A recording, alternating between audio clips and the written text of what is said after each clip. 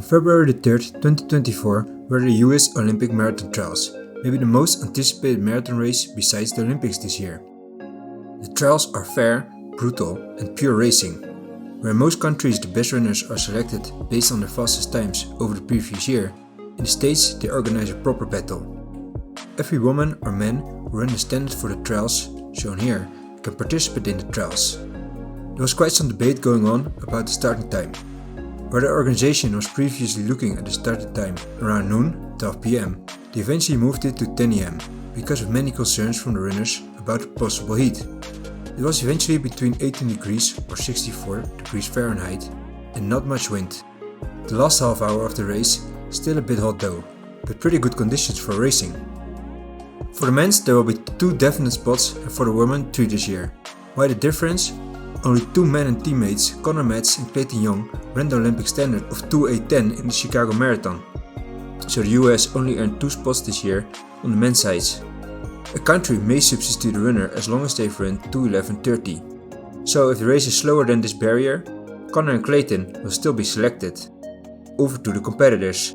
Of course, Clayton and Connor are favorites. Besides them, we have Galen Rupp, Scott Fabel and Leonard Courier. And also the outsider who is going to make his debut, Paul Chelimo, 2-time 500-meter Olympic medalist. On the women's side, a clear favorite in my opinion, Emily Sisson, with the fastest PB and American record of 2:18:29. Other contenders to watch, which are all above 35 years old and with many experience, are Cara D'Amato, Betsy Saina and Sarah Hall, who was on the podium on both the Chicago and London Marathon before. Off we go! Who is going to Paris this year? First, the men started and 10 minutes later, the women.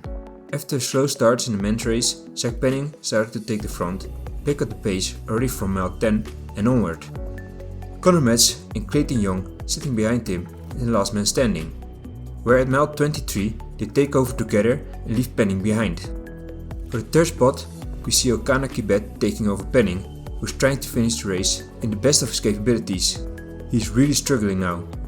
Connor Matz and Clayton Young have a comfortable lead of 50 seconds in the end and decided to finish together. I would have liked to see them sprint for the win. The teammates choose this way to finish in a respectable time of 2:09:04, but a bit disappointing they were not sprinting in my opinion. Leonard Courier finished third and overtook both Penning and Courier in the end. Here we see the end results with Galen Rupp disappointing a bit at 16th place, and it did not finish for the debut of Paul Chelimo. Over to the women's race, where for a long time a big group of women was together. Fiona O'Keeffe felt strong and started to take the front more and more from mile 15, while all favorites were still present. From mile 23, O'Keeffe started to push down the pedal, opening a big gap. After that, only Emily Sisson was able to keep the gap somewhat close and chase her. For the third place, see Dakota Lindworm and Caroline Rotich battle for the third spot, with Sarah Hall only a few seconds behind.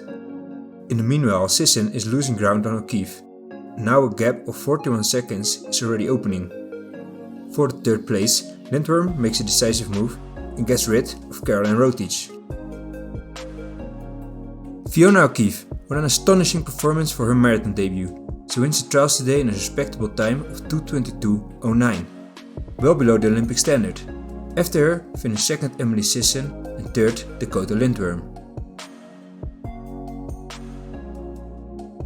Here we see the results, with Sarah Hall in 5th place, close to a spot on the Olympic team again. Well, this was it for today on the Olympic Marathon Trials in Orlando. Again, a nice battle for the Olympic tickets. And as always, if you still go out there today, have fun and get on the run!